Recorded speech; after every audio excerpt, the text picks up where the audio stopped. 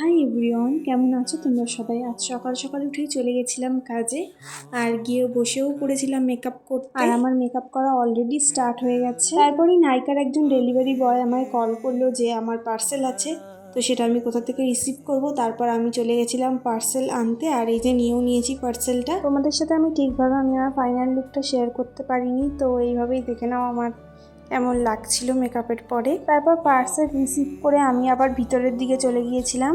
তারপর আমি সাজাতে বসেছিলাম এই দিদিকে, আর এটা হচ্ছে মেকআপের সময়ের কিছু মুহূর্ত। সো এটা ছিল এই দিদির ফাইনাল লুক। তো কেমন লাগছে অবশ্যই জানিও। জানি ড্রেসটা খুব আর হেয়ারটা খুব ম্যাটার করে, কিন্তু এটা যেহেতু শুধু মেকআপ ছিল তাই সেটুকুই শেয়ার করলাম। জানিও কেমন লাগছে। আর তারপর বাড়ি এসে নিজের মেকআপটা রিমুভ করে নিয়েছিলাম, আর মেকআপ তোলার পর চোখগুলোর খুব খারাপ অবস্থা।